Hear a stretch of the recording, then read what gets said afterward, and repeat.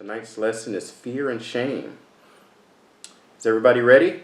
Is everybody ready? Yeah. Yes. All right, here we go. So welcome to Unchained Disciples. Welcome to Unchained Disciples. If you're on YouTube, go ahead and like and subscribe. We're in our series on seeking wholeness. Seeking wholeness. This is lesson 10 on seeking wholeness. Lesson 10, seeking wholeness. I'll review a little bit shortly. So I'll start off with a question. Does anybody know which two or one of the two fears that humans are born with? So today's lesson is fear and shame. Does anybody know what fears humans are born with? So we're only born with two fears innately. They say. Is one of falling? Falling. It is. That is correct. One of them is falling. The other one's a little harder. Any guesses? You mean like physically falling? Physically falling, yes. Okay. So like falling off a cliff or doctor's table, I guess. The other is a fear of loud sounds. So when a baby's born, it's afraid of falling and it's afraid of loud sounds, according to CNN.com. Those are the two fears. I've heard it said that the two biggest fears in adults are the fear of public speaking and the fear of death. The two biggest fears I've heard in adults are the fear of public speaking in adults. And I've heard some comedians say that means that if you're at a funeral, people would rather be in the casket than doing the eulogy. Because public speaking is number one and death is number two. So In the casket, how about just not show up, you know? well, give it the two options. Give it the two options. Hey, Michael, really I'm quick. sorry, that's a tough one. Michael, really quick, can I give back the scripture if it's not going to be done pretty soon because I remember what I told you about Yes. having the issues. I'm going to be gone for a bit. Yes. Let's see. So who would like Romans 6, 4-9? I'll take it. This is people. Okay. All right. So here we go. So I'll start with 2 Corinthians 11:3. It says, "But I am afraid that as the serpent deceived Eve by his craftiness, your minds will be led astray from the simplicity and purity of devotion to Christ." So today we're going to be looking at fear and shame. We're going to be looking at the story of Adam and Eve. And this is our series, Seeking Wholeness. So I'll review that a little bit, where we are with that. Seeking Wholeness. So in the series, we're looking at wholeness. Wholeness means being spiritually, emotionally, and mentally healthy. So we're talking about dealing with life's current stresses and also being healed from wounds from the past. Dealing with the current stresses, the current situations, and everything going on in life, and also being healed from wounds from the past. And so some of the traits of wholeness that we've talked about as we're defining wholeness, some of the traits of wholeness are authenticity, honesty, not seeking external approval or validation, living by values and principles, kindness, setting boundaries, living with purpose and passion, optimism, confidence, having healthy relationships, both male and female, not losing control of your emotions. So having emotions but not losing control of them. Being free from addiction, addressing conflict, vulnerability, not being non-judgmental, so being non-judgmental, not being jealous. So you can genuinely applaud the successes of others. Forgive those who've wronged you in the past. Accepting that God loves you who you are. Not being afraid to fail. Free from irrational fear, worry, and anxiety. Selfless encounters with others. Not manipulating others to try to control their reactions. Guilt tripping them, omitting information, and being empathetic. So you care about the way others feel. So those are the traits of wholeness, the traits that we're we're looking to gain, and in this series we're looking to get healed from wounds from the past and to take on some of the traits of wholeness. So this is the 10th lesson. So in the previous lessons we looked at, the first lesson was introducing wholeness, where we kind of just defined what wholeness is, and I kind of talked about my path of starting this wholeness journey and how this whole thing started, which I'm still on right now. We talked about wounds from the past. We talked about how emotional wounds impact relationship and looked at unhealthy argument styles. We looked at mindsets that will change your life. Growth mindset, abundance mindset, thankful mindset. We looked at change your focus, change your future. Where we saw that what you focus on impacts your reality. It impacts what your mind actually lets you perceive. We looked at how to renew your mind, so how to be in line with the will of God. We had the lesson, It's Okay Not to Be Okay, where we talked about the fact that when you get hurt, people respond either they get angry, trying to take control of the situation, they get hurt, where they actually get hurt and feel the pain, or the third response is to just say, oh, it's okay, and pretend like it didn't hurt. And we said that you never really heal unless you actually feel the hurt. And then we looked at dealing with hurt, where we talked about some of the responses to hurt. And the last lesson was healing from the hurt, where we actually went into some practical steps to healing from the emotional wounds. So for the first 8, it was sort of just an in-depth look showing that we are all wounded, we're all broken in some way. And then the 9th one was talking about healing. And we will have future lessons talking about healing. So today we're going to be looking at fear and shame. So we're going to be focused on the story of Adam and Eve. Adam and Eve, where it all started. There's a lot. This is in my previous Bible studies. We've looked at Adam and Eve 4 or 5 different times. So there's a lot in the story of Adam and Eve. There's a lot that could be covered. So we're not going to cover everything. We're not going to, obviously, because that will take years. But so we're not going to cover everything. We're going to focus on a few different things about the story of Adam and Eve. The first thing we're going to look at has been changed to being their eyes were open. Their eyes were open. But actually, before I do that, any comments or thoughts on what we've done so far in the previous lesson? Any comments on that, on the review?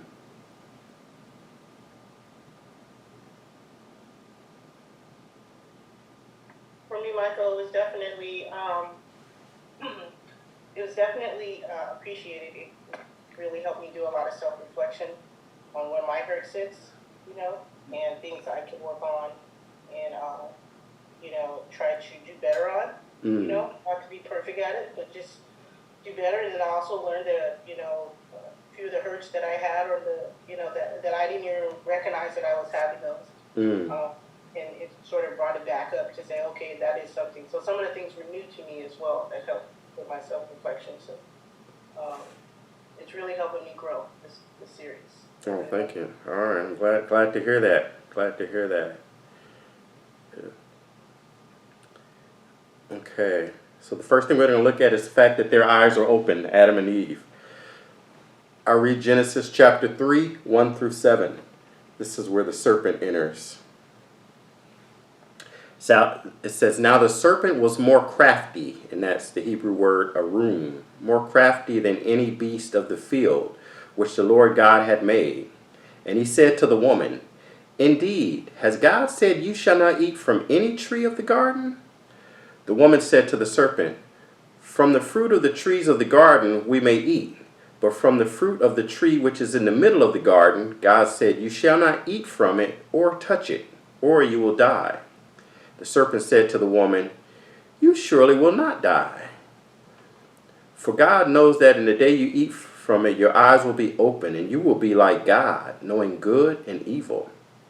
When the woman saw that the tree was good for food, and that it was a delight to the eyes, and that the tree was desirable to make one wise, She took from its fruit and ate. And she gave also to her husband with her, and he ate. Then the eyes of both of them were open, and they knew that they were naked, which is Eram, and they sewed fig leaves together and made themselves loin coverings. All right, so that's the introduction of the serpent, Adam and Eve. So Eve saw that the fruit was, so we notice that it is a fruit. It doesn't specify apple, but it does specify that they sewed on fig leaves afterwards. She saw that the fruit was good for food, a delight to the eyes, and desirable to make one wise. It was good for food, delight for the eyes, and desirable to make one wise. And so that's often referred to as good for food being lust of the flesh, delight to the eyes being lust of the eyes, and desirable to make one wise being proud of life. And some group those as the three categories of all sins: lust of the flesh, lust of the eyes, and the pride of life. So it's good for food. So another way to look at it, good for food was physical. So it was a physical desire. She wanted food. It was a delight for the eyes. It was delightful, so it was an emotional draw to it. And desirable to make one wise, so it was a mental draw to the fruit. So the serpent deceived her with a physical appeal, an emotional appeal, and a mental appeal. So the fruit. And we see that the serpent was more crafty than any beast in the field. So that word crafty is arum. It's A-R-U-W-M is the English spelling of the Hebrew word arum, which means subtle, shrewd, crafty, sly, and sensible. And it's a passive particle of the word aram. And so this is kind of the theology moment. Anybody who's into stuff like this. And when it says that Adam and Eve, they realized they were naked, that's the word Aram, E-Y-R-O-M. And so the interesting thing is that Aram is also from the root Aram. So the serpent being subtle and crafty and Adam and Eve being naked, both of those words come from the same root Hebrew word. And they're actually spelled the same in Hebrew. So it's the exact same spelling, kind of like if you say close and close, it's two different words, but it's spelled exactly the same. So the serpent was the only crafty beef, was the only Aram beef or animal. And then Adam and Eve, after they ate the fruit, they became Aram. And so there's a tie together of what the serpent was and what Adam and Eve became after they ate the fruit.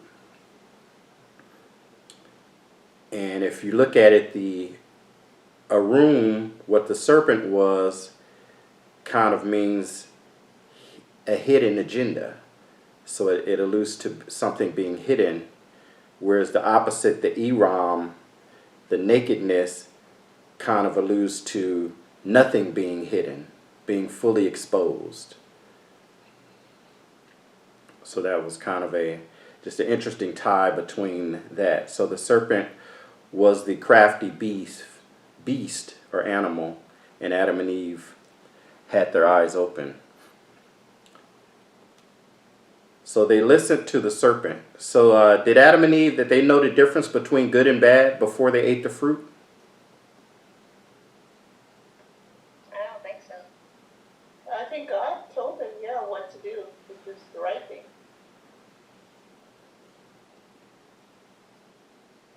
Okay. I thought they learned about good and evil after they ate it. I don't know. I can't remember. I think for me, it would depend on your definition of good, right? Because in the text it says that the woman saw that the tree was good for food. So then she must have had an awareness of what good is. Okay. Yeah. So So yeah, so the serpent clearly says that when they eat it, they'll know good from evil, but in a sense that they had to have an awareness that they shouldn't eat the fruit. So there was a concept of what they shouldn't do, but the concept of evil as it exists, they may not have had. Similar to the way animals don't necessarily have a concept of evil.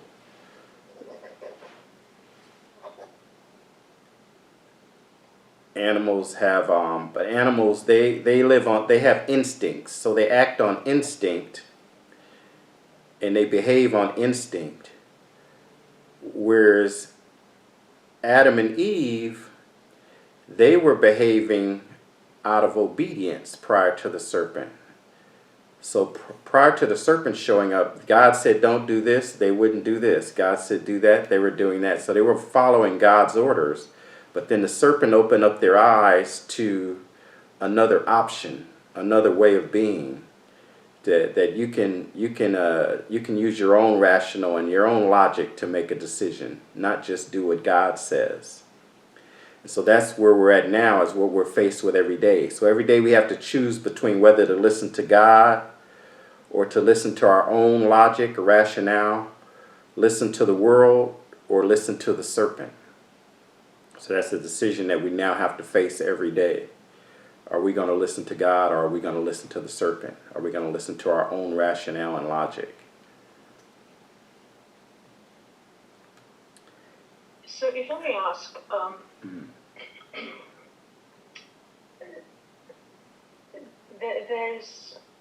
there seems to be, you called it cunning, so there seems to be a level of cunning that's beyond what I can conceive, right? Because on one hand, the devil isn't 100% wrong. Right. He makes it seem. So I guess that's where the cunning comes in, because he tells them that you will surely not die. They do not die. He doesn't define what die means. He tells them that their eyes will be opened or they'll have knowledge. And it sounds like from what we're saying, they have this extra perception of what's going on, right? Because all of a sudden, they have an awareness that they're naked. Right. So, it's very, very confusing for me. Right. So I'm sorry, I was just going to add that the deception is even more so at a deeper level than just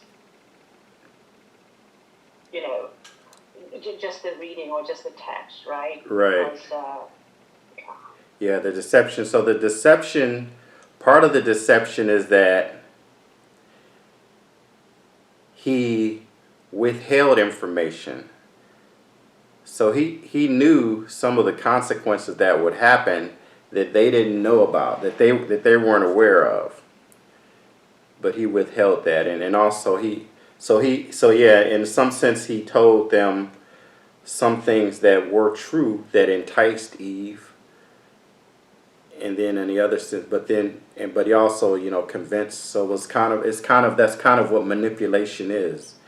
You may withhold information, or you say what you don't necessarily lie, but you say what you need to say to get the other person to do the action you want.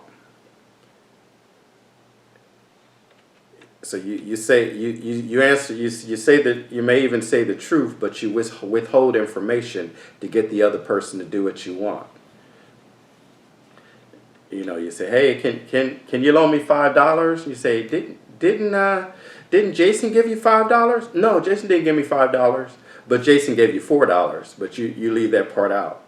So you're not lying, but it's you're trying to get the person to do what you want to do by leaving information out.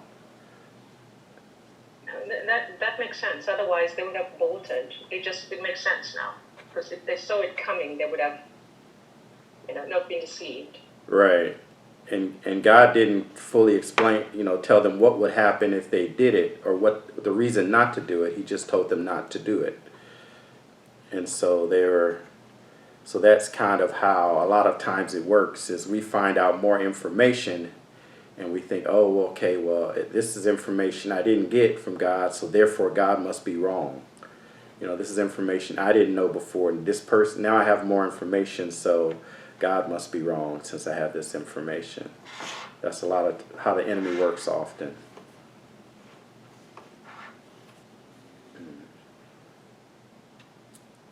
And so it says their eyes were open. So what does it mean that their eyes were open? Because they could see already. They realized that they were lied to. They realized that now they're like, oh my goodness, like, wait a minute, like it's kind of like, I kind of feel like it's like when I came to Christ, right? It's like the blinder, like the shutters kind of opened, and I saw sin, right? And it's kind of like I never seen sin before because I was just in it. Right. But then when I came to Christ, I realized he like opened the door for me to see it. Like this is sin, and I'm like, oh.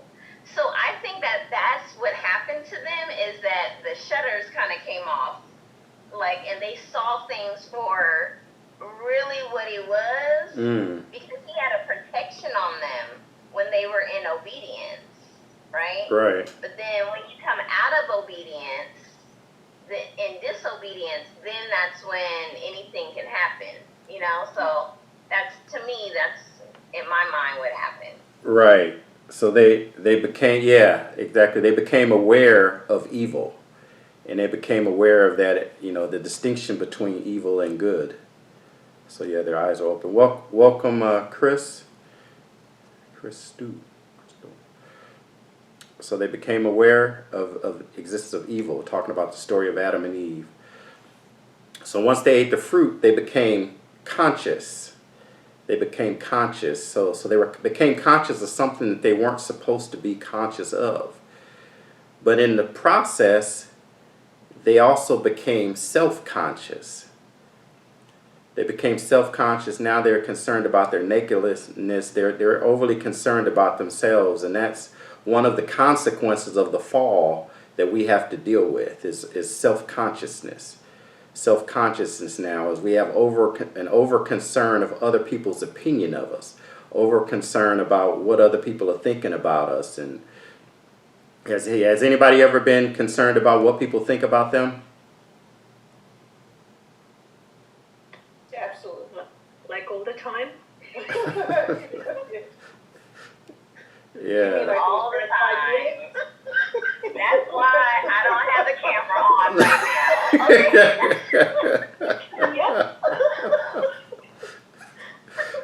That's what I was about to say. That. Yeah. So we're overly concerned about what people think about us, and what are some things we do when we're self-conscious? When we're self-conscious, we turn our camera off. It may take 3 hours to get dressed, or you may not participate in any event because you're so worried about people are going to judge you, what people are going to say about you, what are they going to think? They're gonna think this. Well, I don't want to answer because what if they don't like my answer? So when you have unhealthy self-conscious emotions, some things you do are, when you get embarrassed, you may get angry or hostile. It's an unhealthy emotional response to self-consciousness. Or you may avoid social experiences, or you may blame other people. We didn't get there yet. We'll see that in a minute. You may take responsibility for things you didn't do, things that other people did. You take the blame for it. It gives you low self-esteem being self-conscious. It can make you anxious, depressed, nervous. I heard one psychologist say that when someone was trying to determine if they needed counseling, he told them, "Well, you don't you don't need counseling when you say what you feel." So basically saying, because when you're self-conscious, you're worried about saying something you're going to regret. You're always thinking, okay, I don't want to say the wrong thing though. Okay, I better not. I don't want to say this, and this may be embarrassing, or I don't. Ooh, this is a sinful thought. I don't want to say. Ooh, this may sound selfish if I say this, or this may that. Or you may leave some information out, or you'll change it up. You'll change it up. It's like, when are you going to be here? Oh, I'll be there in 15 minutes. It's like, well, your GPS says 23. It's like, but you're trying to change it up because you're trying to control the other person's reaction. You're trying to control the other person's perception of you, and that's one of the signs that we need healing, is that we're overly concerned about the opinions of other people. Of course, there's the opposite. You don't want to just not care at all about, some people just hurt other people's feelings and don't have any empathy. But you don't want to be overly concerned about the opinions of others. So when your thoughts are in alignment with your actions and your words is a trait of wholeness. So one of the traits of wholeness is that what you say and what you do is in alignment to what you're thinking. So, Michael, this is Patrice. I have a question about that. So you're truthful, right? Let's say you're always truthful with people. Okay, at work, your friends, people like associates, people you just meet. So, what if whenever you're truthful, you're getting dinged for being truthful, like at work, especially? Well, so you want to be truthful. You want to be kind and empathetic. So it's not just being truthful. I mean, so it's not just walking into a room and saying, "Hey, you got an ugly shirt on." Nobody really asked you your opinion about their shirt. So it's not just being truthful.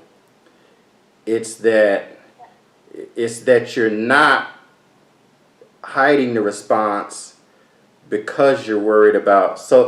Sometimes telling the truth is going to have consequences, and sometimes you have to live with the consequences. But you also want to be kind and empathetic as well. So if it's a matter of, the boss says, "Hey, sometimes you can, you don't have to say everything. You don't have to say everything, but you want to say it in a kind and empathetic way, what you say as well. That's another part of being whole. So one side is not scared to say anything, but the other side is just saying too much and not caring about the feelings of the other people. So you want to be empathetic, but you want to be truthful as well. Yeah, I hear what you're saying, but the examples that I was thinking of are not necessarily not being kind to others. When I'm talking about being truthful and empathetic and still, dealing with the consequences of that. Yeah, sometimes there's consequences. I know Francis Chan had a thing. He said when you're going to speak, you should think. He said, is it T? Is it thoughtful? H, is it honest? I, is it important? N, is it I forgot N, but K, is it kind? So I mean, everything doesn't need to be said, but yeah, self-consciousness. So the self-consciousness isn't just speaking truth or not speaking truth. It's the concern. Necessary, yes. Thank you, Krista. Is it necessary? So sometimes it's not necessary. Sometimes people speak truth that's not necessary. Somebody says something, oh, that was stupid. It's like, that wasn't necessary. You didn't need to say that. It's truthful, but it wasn't necessary. So there's, so it's yeah. There's something else about Adam and Eve that I was just thinking about. When you were going down the list of what happens when we feel self-conscious, but these two are a couple, so there's intimacy there. They know each other, and all of a sudden they're having to cover themselves. All of a sudden they're feeling weird about each other. What is that? Is it intimacy that's broken? Is it because the snake is there? It's just weird that two intimate people would behave the way they did when they became aware, right? Or when their eyes were opened. Well, one interpretation would be that it's a loss of innocence. So it's like a baby. A baby runs around naked. They don't care. But sometimes a couple they'll put on clothes, put on a robe to be modest. It's a loss of innocence. Like a baby doesn't know, and it doesn't see anything wrong with being naked. But eventually, at some point, they learn that it's not okay to be naked. So in a sense, it could. I'm sorry. Go ahead. I was gonna say a loss of innocence. I interpret it as being exposed. I know for me, when I would, in my younger age, or even now, when I've been exposed for something, doing something that I knew I shouldn't be doing, I do feel a bit naked. Like you can pretty much see through me now, because now I'm exposed.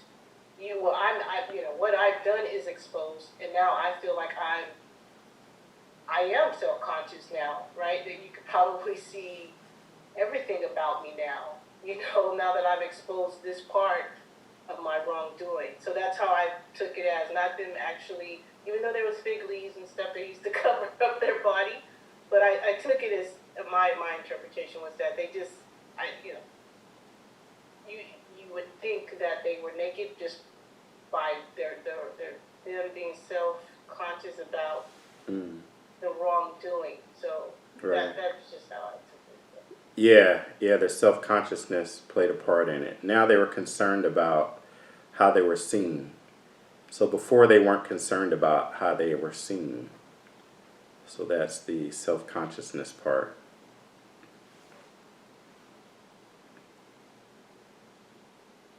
Okay. So now we'll look at shame. We'll take a deep look at shame. Let's see. So we have Genesis 3, 8 to 10.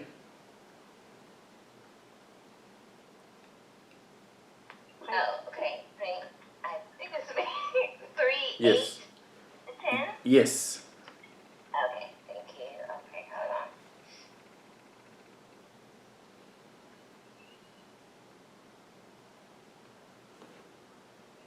Okay, so it says,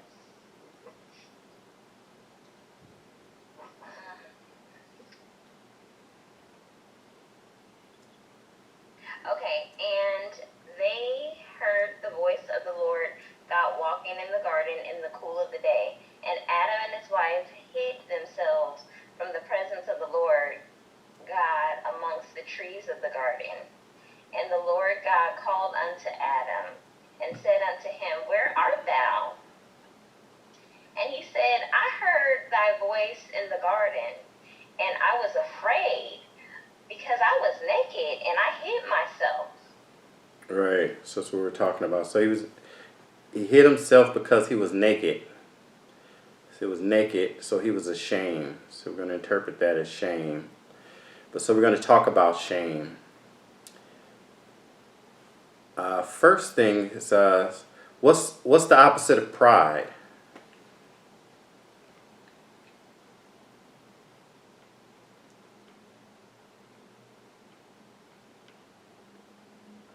Indifference. Say that again. Indifference. Indifference. I was going to say humble. Okay, humble. Yeah, that's so. Usually we hear the opposite of pride is humility. So I heard an interesting take on it, that the opposite of pride is shame. And so let me explain that. So when you're proud, basically when you're proud, it means you have a certain standard, or you deserve a certain standard. So you have a certain standard that you measure to, or that you deserve. And if we think of the Pharisees, they kept the laws. Like this is what you have to do. You have to keep this law, this law, this law. They had a standard, and they kept the standard. So they were proud of that fact. They were proud of the fact that they kept the standard. So when you're proud, you have a standard, and you keep that standard, or you have a measure and you meet that measure. So for maybe it's a success measure, maybe it's a Christian measure. So for some people, their measure of success is being married. Other people is having an expensive car, or it could be having your kids at the right school, or living in the right zip code, or wearing a certain name brand on your clothes, or the fact that you did your quiet time, or didn't sin, or maybe becoming a million, or having a certain amount of money in your bank, or just being a Christian for some people is a standard that you attain to. And then once you reach these standards, you're proud of it. Or maybe it's like, I voted for the right person, so I'm proud of that. Or I married into the right family, or I exercised today, or I didn't eat meat, so I'm proud of it. I heard a comedian say, he said two vegans walked into the bar. He said, and you knew they were vegans because they announced it as soon as they came in. You know, alluding to the fact that a lot of people, you know, they tell you the fact that I'm not eating meat, and it's a pride thing, or maybe it's that you're saving the environment, or maybe it's you're dating someone at a certain attractive level, or you're marrying a doctor, and it's so you have something that you're trying to achieve, trying to attain. You're like, this is the measure of success, this is the measure of worth, and you've reached it. So that's what pride is. It's like, this is the measure of success, this is the measure of worth, and I've reached it. But so shame has that same measure. Shame may also say, hey, you have to exercise, or hey, you have to not sin, or hey, you have to do your quiet time, or hey, you have to not curse. But shame says, I didn't measure up to it. So it has the same standard of measure as pride, but pride says, I met this mark, and shame says I didn't meet the mark. But they have the same measure, so that's why you can see it as kind of the opposite of pride and shame being opposites. So shame says, my kids don't go to this school, so I'm shameful. I'm not married, so I'm shameful. I'm not dating a millionaire, so I'm shameful. I didn't do my exercises today, I didn't go to college. So it's whatever your measure of success is, you didn't achieve it, and therefore you're shameful. So they're kind of opposites in that way. Pride says I achieved my measure, and shame says I didn't achieve my measure. Shame says I didn't do it, or I'm not worthy of it. And you can have some hypocrisy. One type of hypocrisy is when you hold some people to a measure that you don't attain yourself. It's hypocrisy. But it could also be, some people just may have a measure that they aren't achieved. Like, I'm gonna only date a rich guy, even though I make $10,000 a year, but so you have a standard of measure for other people, but it's different than yours. Or the opposite can be with shame. They talk about imposter syndrome. So you can have a job, be it your work, and you've achieved the standard, but yet you don't feel you're worthy. So a common thing in corporate America, a lot of people feel they have imposter syndrome because they feel, one day people, or even in church, one day people are going to find out that I'm not really worthy of this level. People are, they think, okay, people are going to find out that I'm not really that good, or people are going to find out. And so it's the imposter syndrome that a lot of people have. They're scared, and that's shame. That's shame. Is like they're afraid that somebody's going to find out that they aren't as good as people think they are. People think that hold them to think that they're a certain way, but they're not, and so they have an imposter syndrome. And there's guilt versus shame. So guilt is kind of the objective state of being worthy of punishment because you did something. So guilt. So you robbed a store, you were guilty. You're guilty. Shame is the feeling of worthlessness that can come from the guilt. So I did that, and now I'm nobody, or I'm a horrible person because of it. So guilt says I did something wrong. Shame says I am something wrong. So that's the difference between guilt and shame. And so shame, so most people suffer from, either have or do suffer from shame. And so guilt can be good because it's a moral compass. So it can keep you from doing something again. If you sin and you felt guilty, it's probably a good thing. But shame is a level where you feel that you are bad. And we talked about this. I think we talked about it in the last lesson that if it's the Holy Spirit can convict you of something you did in order to keep you from doing it again. But the enemy will convict you of something you did in the past in order to make you feel like you're lower or not worthy. So the enemy will bring back to memories things that have already happened and been done with, but it's the enemy usually.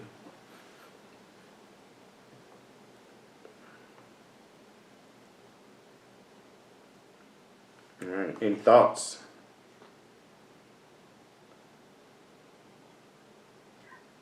Oh, I wanted to say that, yeah, the shame part, that is like, I feel like that is the biggest hindrance for me. And it's like, oh, I have to always be like, please, God, help me through this. It's the shame. It's just like, oh, my goodness. I just want to know how to get through that.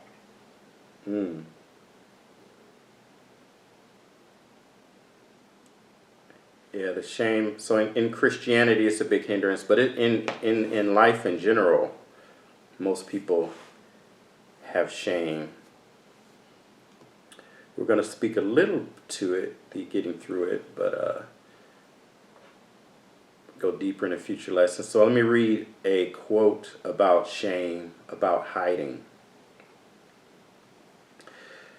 It says, those in shame have a tendency to hide, to create walls of protection behind which they hope no one will see the true you. They are terrified that their true self will be seen and known and rejected by others. So they put on a false face. They adopt a personality or certain traits that they think others will find acceptable. They are convinced that if someone were to see them for who they really are, they'd be repulsed and disappointed. So they're led to be less than their true self. They deliberately stifle whatever strengths they have. They say to themselves, whatever I do, I don't want to be vulnerable. It's dangerous. So I'm have a history of shame. I think most people have shame at some point in your life or from some point in your life or actually I guess most people probably have shame at the current point in their life because it's if you haven't healed from it. And so we're living hoping that people don't find out their true selves, and so they put on a false face, especially when we get in the church and the Bible study. It's like let me put on my Christianese and I'll answer the how Jesus would have answered and it's because we have an ideal version of ourselves that we want to be. We have an ideal us, and so we say, it's like I should. Whenever you say should, then that's a red flag. And it's like I should, especially if you're telling people they should, or you're thinking this person should do this, should do that. So we think I should forgive. I should treat people like Jesus. I should share the gospel. I shouldn't be addicted. I shouldn't get angry and lose control. I should be able to control my emotions. I shouldn't be anxious. I should be married by now. I should be better with my finances. I should stop cursing. We have all of these shoulds because we have this ideal version of ourselves that we're trying to attain to.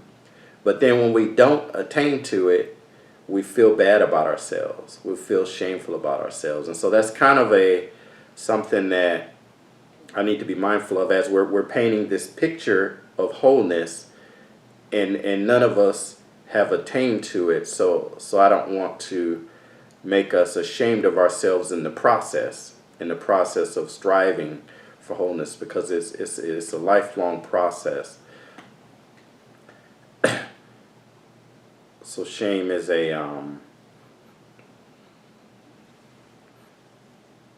it's a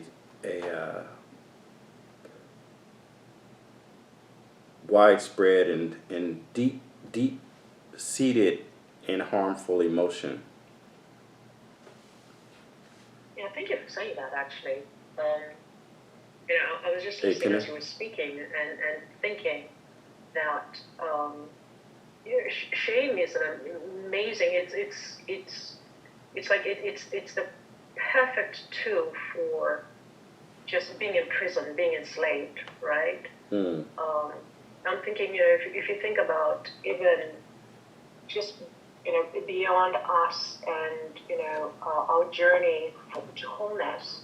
If you think about people that have been abused, or predators use shame, to control and to abuse and to keep people chained and enslaved. So you're right. It's insidious. It's an evil. Welcome, Kenneth. We're talking about shame. Any other thoughts on it? No, not you specifically. I'm talking to anybody. Oh, you're on mute.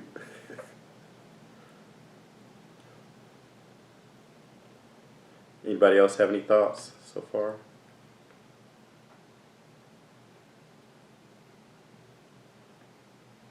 Okay, so how do people respond to shame? When people are shameful, what are some things they do? How do people respond to shame?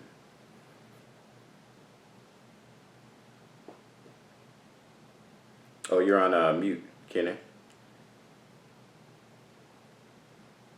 Okay. From my experience, they usually clam up and they don't want to, they're not open. They don't want to even, they try to avoid people, or they close down and they're quiet and don't want to talk or be seen, for that matter. Right. Yeah, that's true.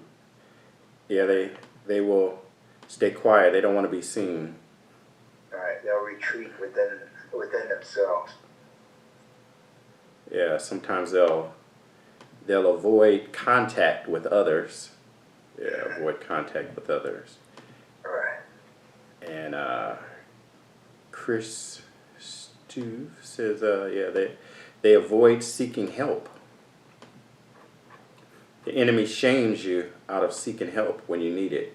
Yeah, it shames you out of seeking help because you don't. Some people read the title of the lesson, Fear and Shame. Ooh, I better not go to that one because I don't want anybody to know that. Yeah, the enemy will shame you out of seeking help because it's like, oh, I don't want to expose myself. I don't want to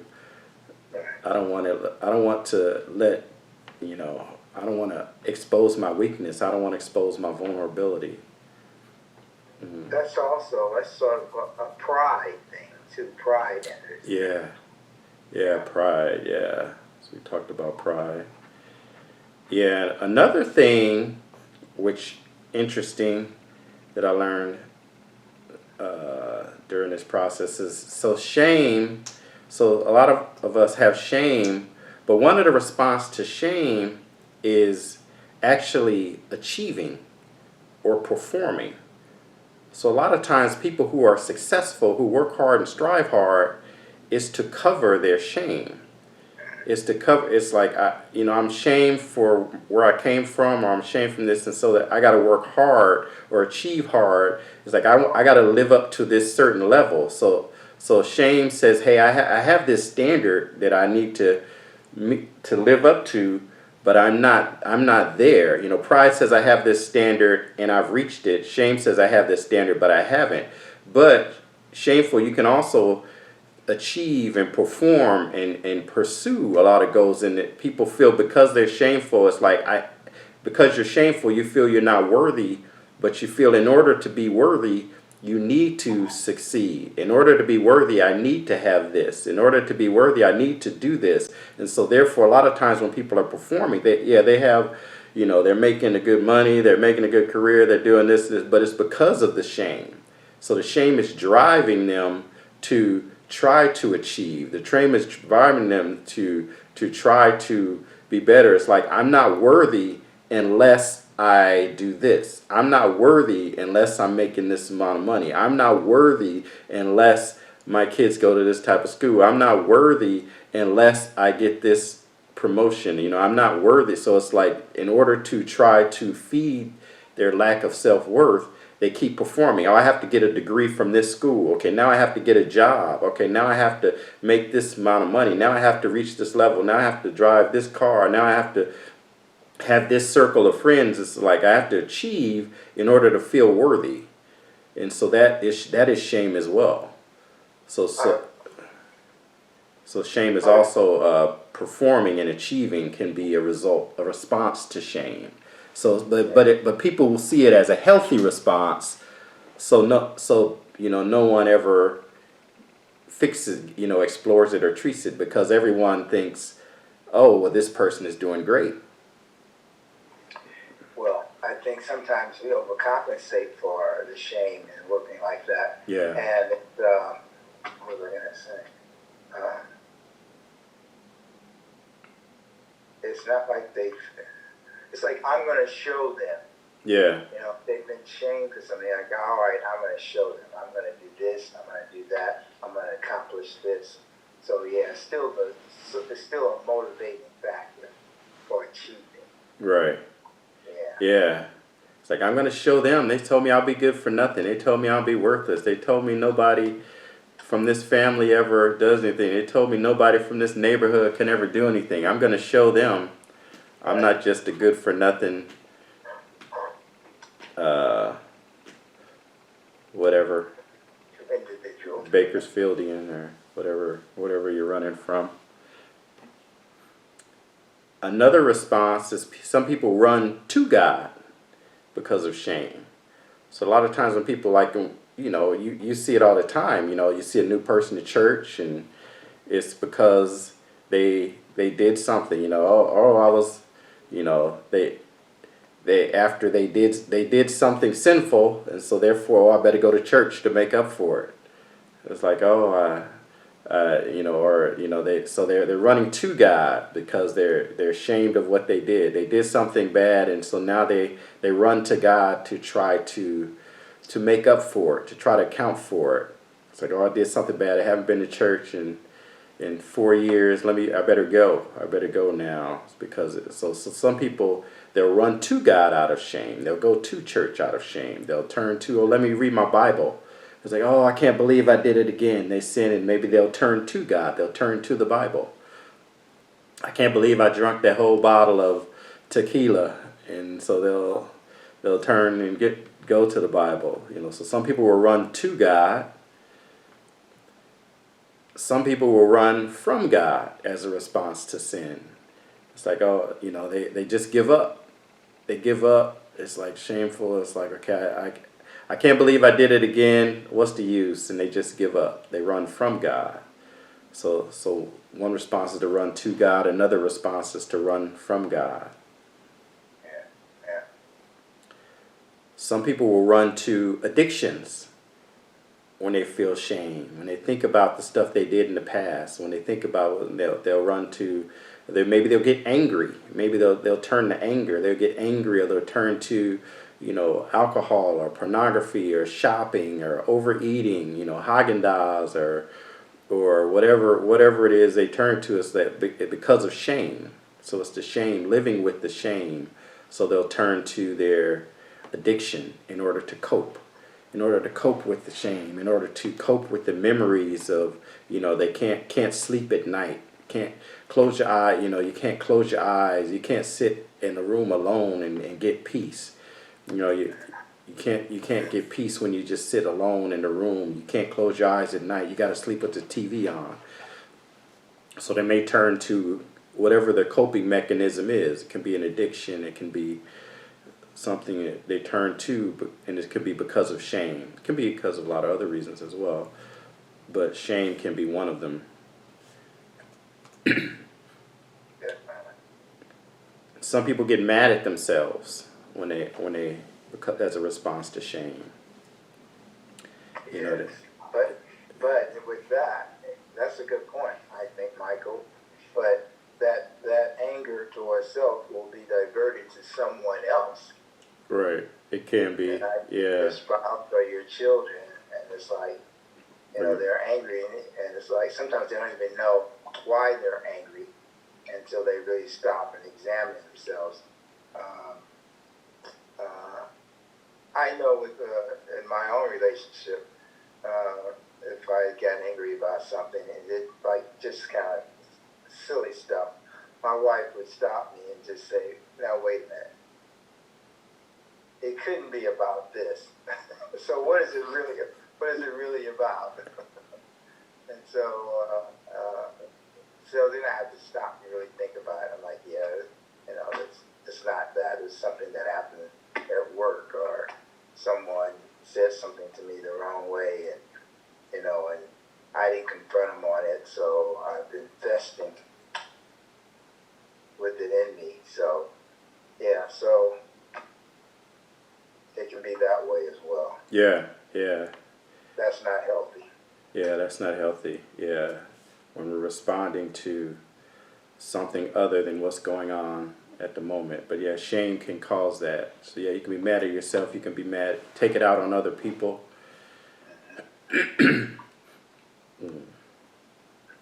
Any other thoughts?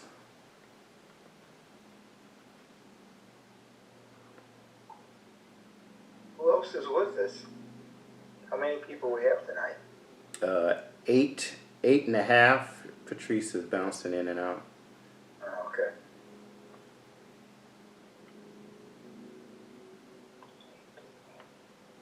Okay. So now we'll talk a little bit about the origins of shame. So sometimes shame can be from way in the past, from childhood. It can be so there's shame from childhood where you think that something must be wrong with you. As a child, everything is about you. Anything that happens, you think it's about you as a child. Your whole world is centered around you. So you think something must be wrong with me. So you say, well, if I got abused, there must be something wrong with me. If I was abandoned, there must be because something's wrong with me. If I was neglected, if I was ashamed, if I was used, or if I was smothered, if I was controlled, if I was objectified, then it must be because something is wrong with me as a child. And so there's shame harbored from that. And so I'll read something about that. It says, some of these messages were communicated overtly by parents who had no concerns for the child's welfare. Some were communicated indirectly by caring parents who themselves were too young, overwhelmed, or distracted to provide nurturing environments for their child. At times, their messages were communicated by circumstances that were beyond anyone's control. In every situation, a child would believe these events and circumstances were telling a story about him or her.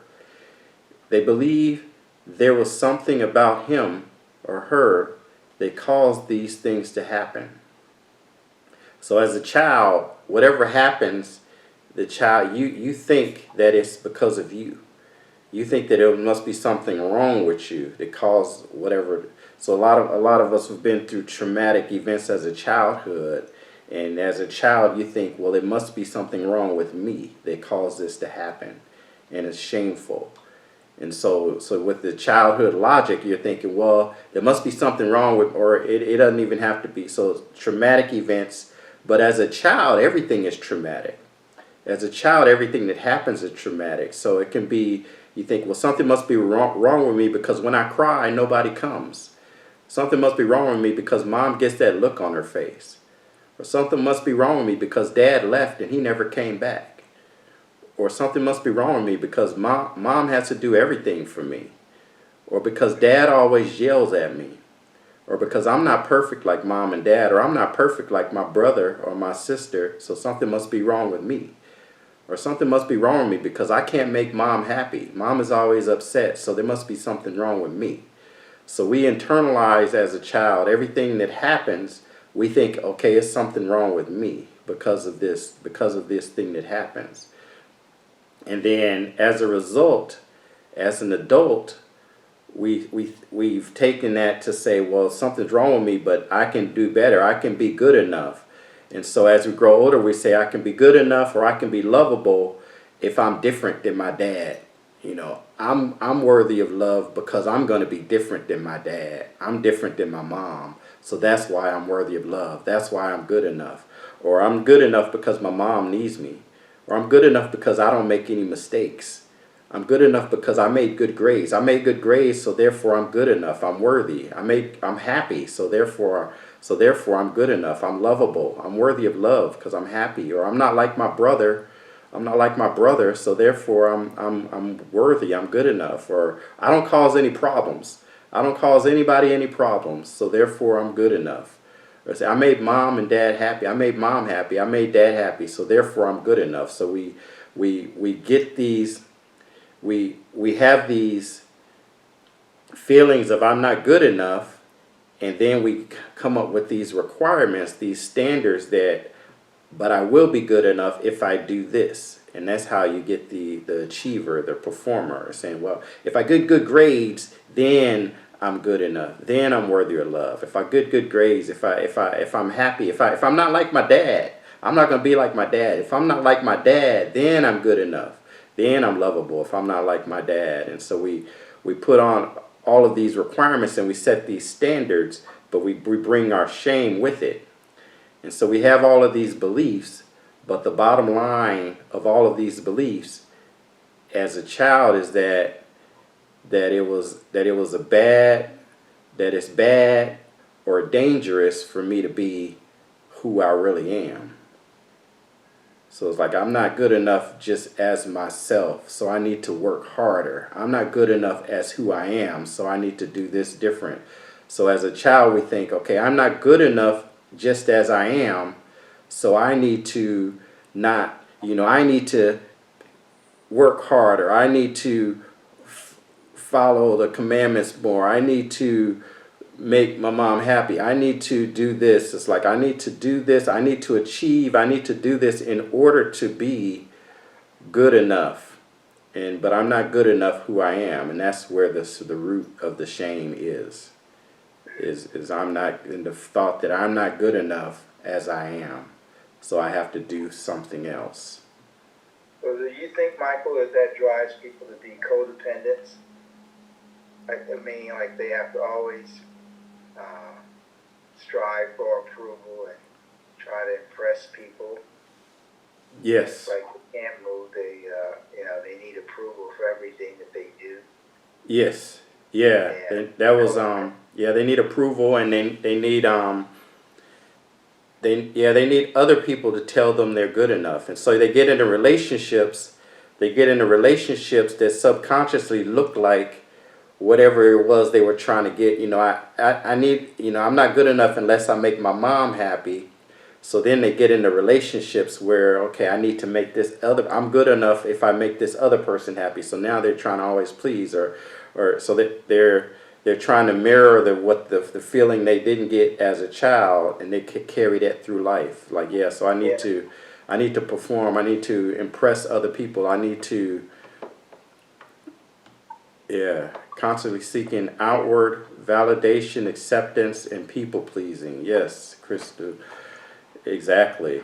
Constantly seeking outward validation, people pleasing, and that was where I found myself in studying this in this healing process, is that I was trying to get a people's approval and people please and validation from people, and that's not, and, and so that's not healthy. So when you're in you too, Crystal, yes, and so that's a sign that you need to be healed. You need validation. You need other people to validate your worth, because but you and Christ, if you and Christ are for it, then who can be against it? If you and Christ are for it, who can be against? Any other thoughts?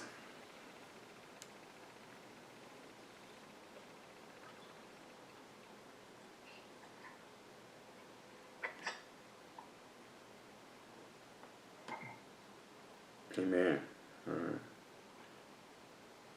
Doing too good of a job, Mike.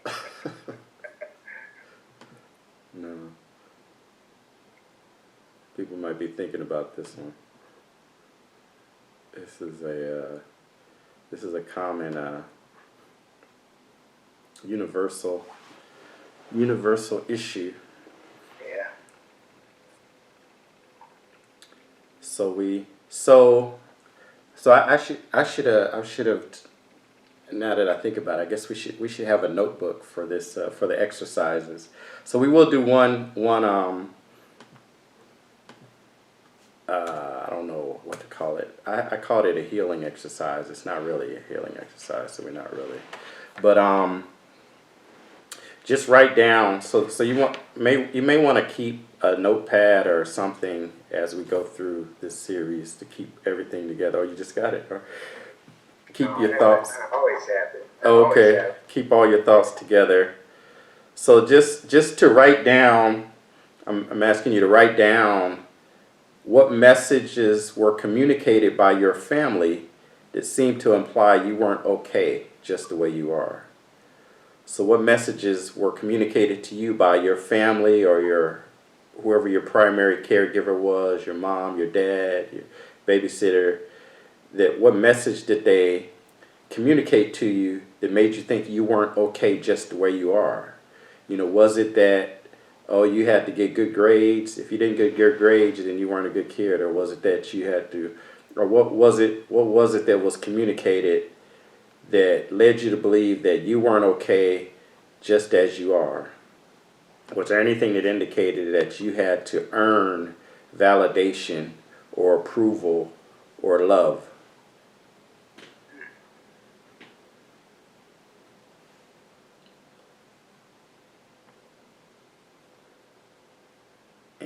Want us to write this out Yeah, write it down. Write it down somewhere. here or just in the notebook? No, not on the chat. Just in your own Yeah. personal notebook or or a file if you're online or on your computer. What message were communicated implied that you weren't okay just as you are. And then a thing with that is that whatever it is you felt you had to do to perform, a lot of times we'll bring that into Christianity. So if you feel like you had to perform in order to be worthy, we feel like we need to perform in order to be worthy of God's love. It's like if our parents told us, hey, you need to you need to do this, you need to do that, and always let you had all these requirements in order for you to be a good kid, then we think that God has all of these requirements for us. It's like, okay, I got to do my quiet time. I got to read this. Ooh, I didn't do this, and and I got to do this, and we have a standard that we set, and then we don't measure up for that standard, and then we go and then like something bad happens. Oh, that must have been because I didn't do this. That must have been because we think we're not worthy. So we think that, you know, God is waiting to punish us. So we think that whatever happens, oh, that was God punishing me. That was God punishing me. I threw a rock in the air.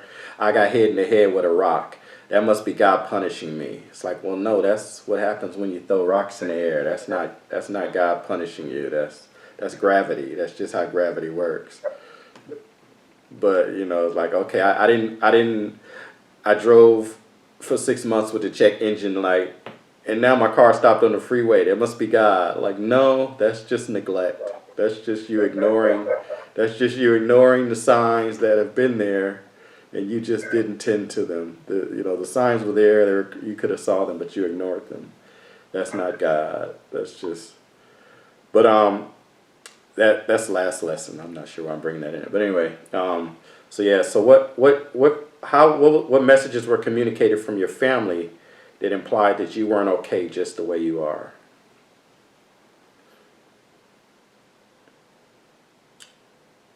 And yeah. So that's just the one exercise. So the last lesson we had quite a bit of exercise. The last lesson was healing, and in the future we will have more. We'll see how long this series goes. Okay. Any other thoughts on shame? So that's. Well, you said you said the origins of shame. So and you talked about childhood.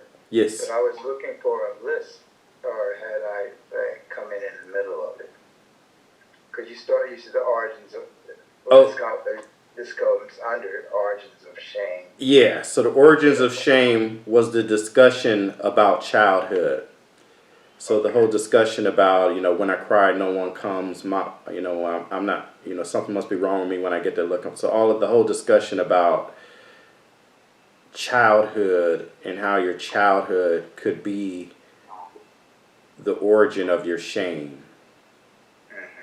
So that was talking about how your childhood and how you internalize the belief that it must be a bad or a dangerous thing for me to be who I am. So that was the origins of shame. Basically, childhood is the origin of shame for most people.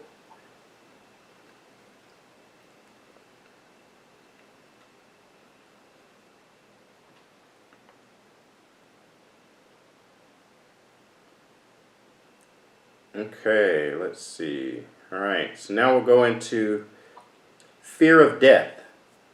Fear of death. Who has Genesis 3:10-13? I do. Okay, Priscilla. All right, so this is NIV. He answered, I heard you in the garden, and I was afraid because I was naked, so I hid. And he said, who told you you were naked? Have you eaten from the tree that I commanded you not to eat from? The man said, the woman put here with me, she gave me some fruit from the tree, and I ate it. Then the Lord God said to the woman, what is this you have done? The woman said, the serpent deceived me, and I ate. All right. So this is the start of the finger pointing. All right. So God said, who told you were naked? Adam. So Adam says, the woman gave it to me, but he didn't leave it at that. He tried to throw in a little innuendo. The woman that you gave me. I'm not saying it was your fault or anything, but you actually gave the woman you gave me caused it. God's okay, woman. What happened? She's like, oh, the serpent. So we blame other people. Serpent didn't have anybody left to blame. He lost his legs and everything. So yeah, he knew he was. That's true. So when Adam and Eve sinned, they became vulnerable. They became vulnerable to sickness and death. They became vulnerable to falling. They became vulnerable to inclement weather, attack from animals, and they became afraid. they became afraid.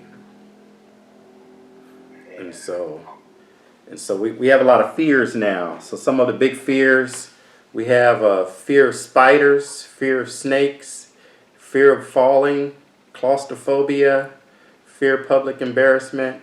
So we have a lot of fears now,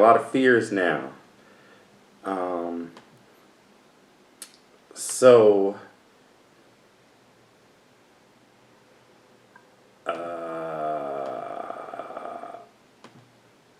I will, do I show this? I'll show this, okay. So these people, you think these people had fear right before this happened? Possibly. We knew what happened. That's Yeah. funny. Yeah, so they probably did. So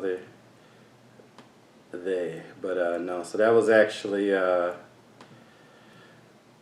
last week. I was in there. In the accident? Yes. Yeah. Yeah. Really? Are you Yeah. okay? Well, it's a miracle that I walked out of it. Yeah. Really? Absolutely. My brother. Yeah, that's my brother's car. Oh, man. Who, was everybody walk away from it? Yeah. Yeah, everybody walked away. Man. So that was fearful. It was a fearful incident. So fear. Yeah, we walked away. God protected us. And Wait, stop for just a second. I lost my screen, part of my screen for a second. Oh, she missed seeing that. oh, you don't want to see that? No, just like, okay. Wow. Oh, so a rear end collection? A rear end? Yeah, somebody hit us from the back. Then we hit the car in the front. So we basically got accordioned. Yeah, we got smashed in. Oh. So that was Last weekend, you're okay? yeah. I mean, it hurt a little bit, neck and back, but Yeah. Well, where did the fear? Fear was like right at the instant that it happened, or the situation of? there wasn't a lot of fear actually there, because it was, by the time I realized what was going on, it was, I mean, it was fear. Well, there was a lot of fear because it was a lot of variables now. You're in the middle of the street, you're in, Oh, yeah. Yeah. You're on Slauson and Crenshaw, right next to the Nipsey Hussle store at night. Oh, you were down there, huh? So there was some bloods rolled up. Yeah, I guess there was a lot of fear after that too. There was But everybody helped you out, right? huh? Did people help you out? Yeah. So God showed up and the enemy didn't win. So the enemy didn't win. But fear. It was fear that caused it. Someone was like, saw a situation, and that fear caused the accident. But I can see where afterwards, it's kind of, you can be fearful. This sort of that, just mixed emotions, but fear can enter there, especially when you see what the situation was and just all the impact of it all. Yeah, the impact, and then so yeah, fear of death. So fear of death. What street were you on? You were on what? Crenshaw. At night. Pretty That's, busy. that could cause some people fear by itself without a car accident. Yeah, depending on where you are. Crenshaw. That's funny. I used to live there and I kind of forgot, but I was just looking at my navigation map, looking at Crenshaw just a day or so ago. Yeah. Oh, let's see. So Chris asked if humans were eternal before the fall. So yes. So they were, or not eternal, immortal, or eternal beings. So yes, I believe so, but there was a sense though that after the fall, we're not going to read after this though, that God blocked the path to the tree of life, because if he hadn't, they still would have lived forever. If they could eat from the tree of life, they still would have. But so yeah, they were eternal beings prior to, or they weren't. I guess they weren't. Yeah, they were eternal beings prior to the fall, and had access to the tree of life, which I guess would have allowed them to be eternal after the fall. So they became conscious of their own mortality. They became conscious of their fear of death, and so we're kind of the only animal that has a fear of death in that way. So I mean, in the way that we have it. So now, but we have a fear of death that is a crippling fear for a lot of people, and it plays in the background of all our lives. The fear of dying. We have a fear of dying, and so there's a couple of fears of death. There's a predation or predator death, a predation or predator fear of death. So that's like if a lion comes up to you, you know, your fear. So I mean, every animal has that fear, but we have an existential fear of death. So it's just an anxiety just from knowing that we aren't going to live forever.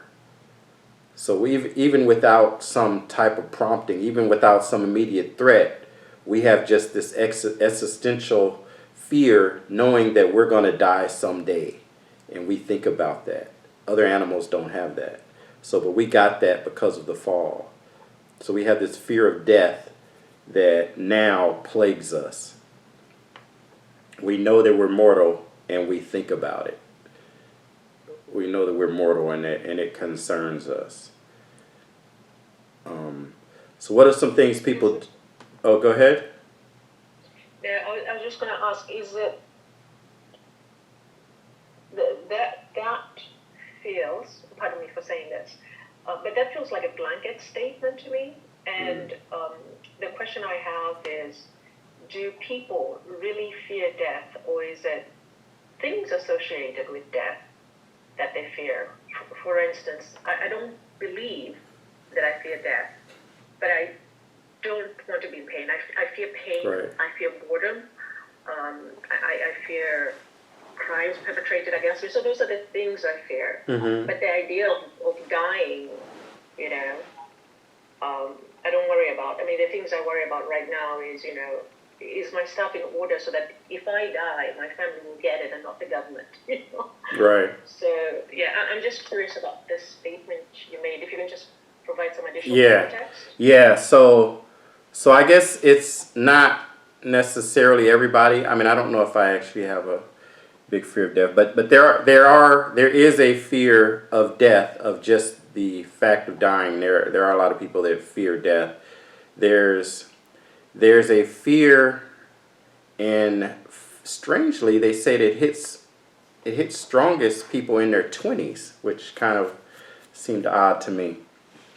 They say older people, especially in America, have less of it than, but there's the fear. I mean, there's the fear of just dying, but then kind of how you mentioned, there's other aspects to it. So there's the fear of getting older and not being able to take care of yourself. There's a fear of, you know, running out of money. There's a fear of sickness. So there's other facets of it, but there is also just a specific existential fear of death that people have. And a lot of psychologists say that it's one of the biggest problems of mankind. But I'm kind of like you, Priscilla, in that I don't know. Well, but then also they've done studies. There was a study in 2010 that showed that the more religious a person is, the less fear of death they have. I was going to ask you about that. The more, yeah. So they actually did a study on that, found that the more religious people, and they were, I don't know, I'm not sure why they were surprised at that. I guess because they weren't religious, but there is a fear of, there's fear of, you know, pain. There's fear, you know, but some people that are fear of flying, you know, the reality of it is they aren't fear of flying. There is fear of, you know, falling from the sky and crashing. Yeah, yeah. It's not a fear of flying. It's a fear of crashing. Yeah. Yeah. It's weird. It's like, okay, because I'm afraid of snakes, right? And so I guess I'm afraid of the snake biting me and then dying. You know? But And so, but I think we're all, like, I want to say yes, I'm not afraid of dying, but then we do a lot of things to protect us from dying. Like, we exercise, we eat right, we, put our seatbelt on. I mean, it's all, right. I mean, in a way, it is, Well, and all of that stuff, and I know you might say, okay, well, that's the law and this and that, but some of that stuff is not the law. right. Well, I mean, technically, yeah, we are. Like, I mean, we wear masks because we don't want to get the coronavirus. I mean, I don't know. But part of that is quality of life, right? I think we talk about certain aspects to dying. It could be that people don't want to live in pain, right? Right. And disease is associated with pain. Right. So yeah, I don't think that it's a blanket statement. I think it varies from human being to human being. Yeah, it definitely varies. It definitely varies. There is a there is a fear of death where, you need to be treated for it. So, I mean, there's definitely degrees. There are people that have a debilitating fear of death. So there's definitely, it's not just saying everybody has it the same. Yeah. Well, I'll give also some humility. I have the fear of dying. And when I think of death, there's no coming back from that, right? You can get injured and heal, right?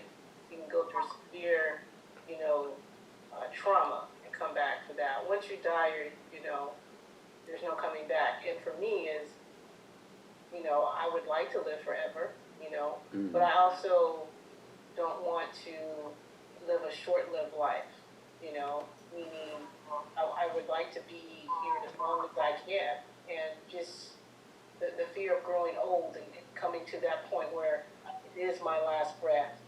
I do think about that now, and no, I will say it probably did start in my late 20s. Reaching that milestone of 30, right? What's the next 30 years going to look like for me? Or, so forth. This time had went by so quickly for me, and that's what brings me the anxiety, and that fear of dying has brought on other phobias for me. I have a fear of driving over bridges and freeway overpasses to where it has crippled me, and some of the ways that I get through that is, through praying and breathing exercises, etc. But even in my moments of seeking therapy to go amongst that, it's a way of just talking through it, and that's why I'm able to be humble about it now, that it is something that I live with, and that I know that, I'm hoping once I do go, and I'm trying to come to terms with, I'm placing myself in the position to where I know what that afterlife would be like. But it's really also, I don't really know for sure what that afterlife would be like. But when I think of myself going away and not being able to come back and see my loved ones, or to think about, how would they feel if I wasn't here, in this life, and to see if something tragic did happen to me, the amount of pain that it would occur on them and their process and so forth. Those are what all accumulate to my fear of dying. So I can't say that it's something that, I can't get up in the morning. I'm happy, Barry, every day I'm happy that I'm alive and I'm well and able to talk about this. But when I think about it in the long run, because I do know that's a definite, we are all going to die. It's just a matter of when, you know what I mean? But the fear of knowing that is where it keeps my fear kind of lingering. Yeah, thank you. Thank you for sharing that. Thank you for sharing that.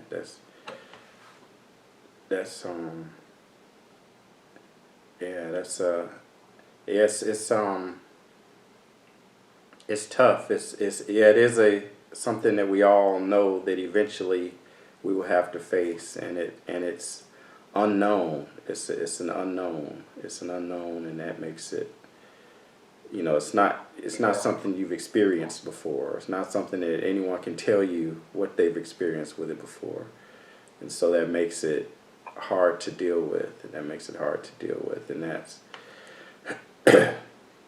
I guess for me, it's like I don't know what it's like, so it doesn't. I'm not. It's like I don't know what I don't know, so it doesn't bother me. I mean, I don't think about it like that unknown. I think of it just as another process. I don't know what the process is, but it's just another process of living. And like you said, we're all destined and to death. And so my concern is that I live the right type of life, a Christian life, and my hope is in seeing Christ, and that's so I'm occupied mentally with that aspect of hearing, "Well done, my faithful servant." That's what I'm more concerned about. Like, I don't know what happens to the body, other than I've seen people suffer, in the dying process, and that's pretty horrible. But like after I'm unconscious, I don't know, and I don't even think about, what's happening there. Right. I think the visual of when someone's explaining hell to you. Now, when I think about it, that being in hell and burning in hell, doesn't. It's like, oh wow, that's terrible. I would not want to be in that situation. But it's still, I'm not fearful of that. Right. I don't know how to explain it, but Yeah, I know what you mean. I think the difference is that, so what I do know about the fear of death is that it's so it's not a classified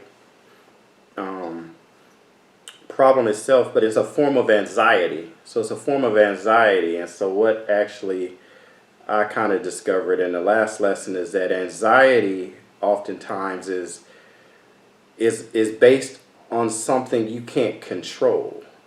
So you're anxious because you don't have control. So something you're anxious about is usually something that you don't have control over, and you're worried about the fact that you can't control. You want to control different parts of your life, and this is a specific area that I can't control. So therefore, I'm anxious about it because I can't do anything about it.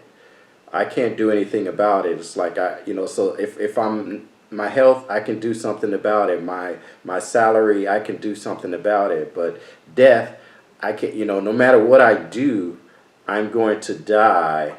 And so that's why a lot of times when you are a Christian, it will give you some comfort because you do have that. If you have the faith that, okay, the afterlife is going to be better.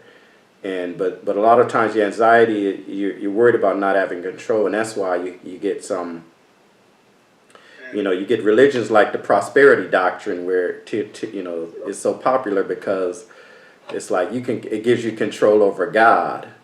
It's like if you have enough faith, then you can get whatever you want. It's just your faith. It's up to you. You don't have to leave it in God's hand. So we want control, and so when there are areas that we can't control, it causes us concern and yeah.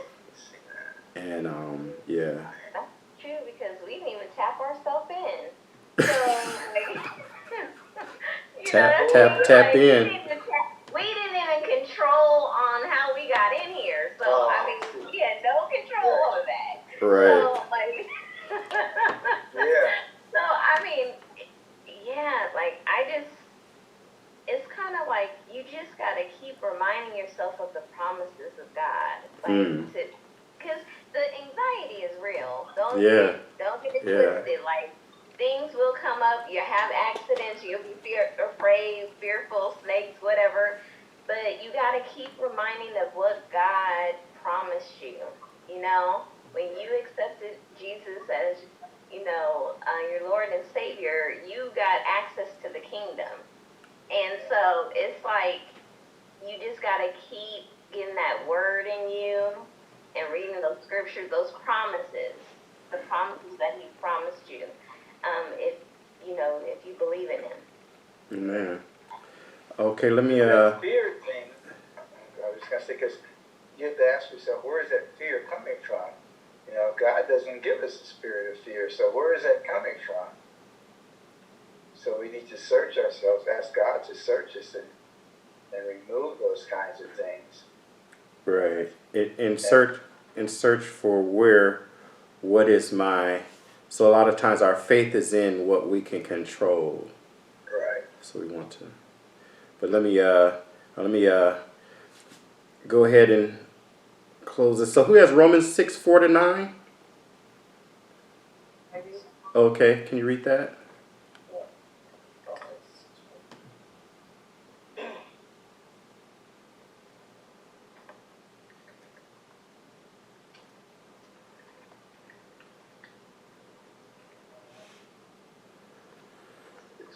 Sorry about that. That's good.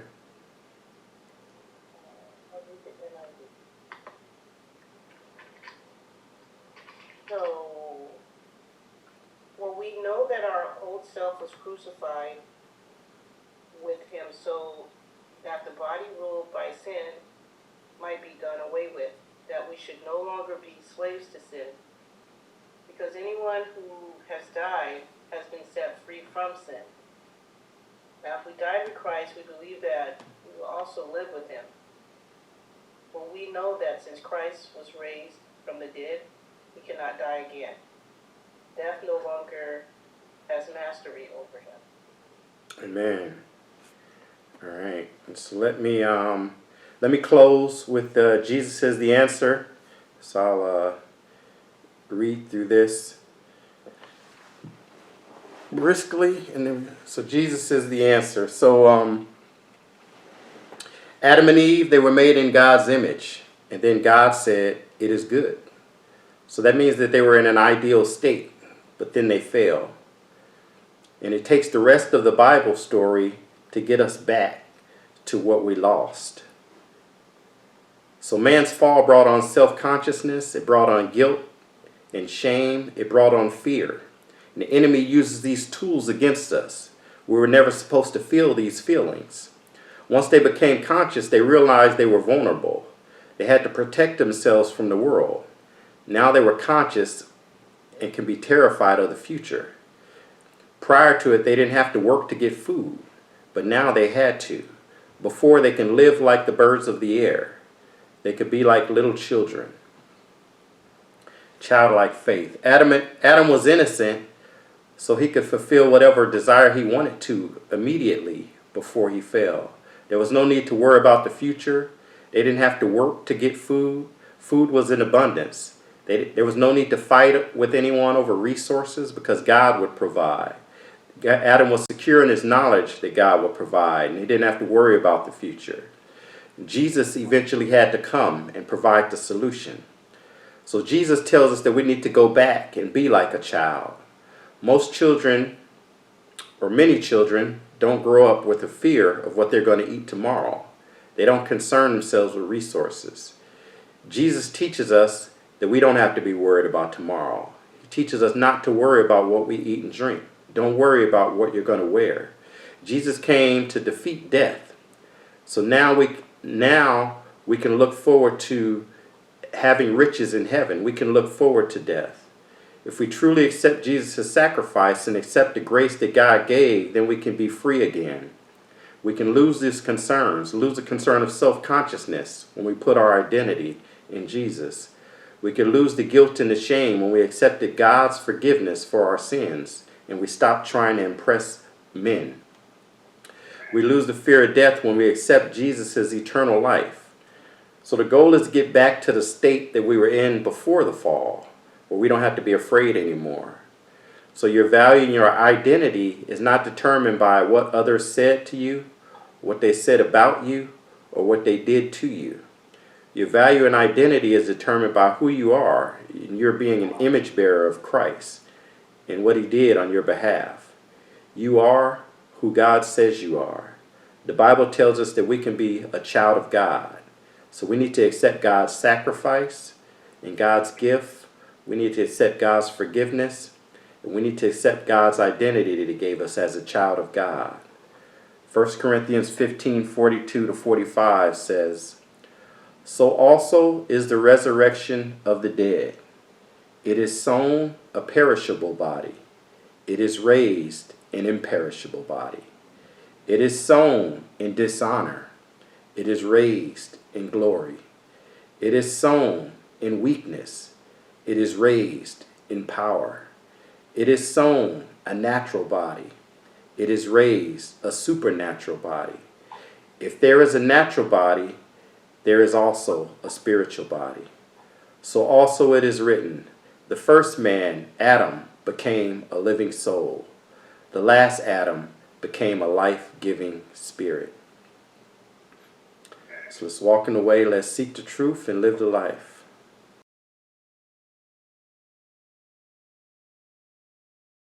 So that's fear and shame. Fear and shame. So we're going to continue seeking wholeness, emotional health. We're going to continue with the series.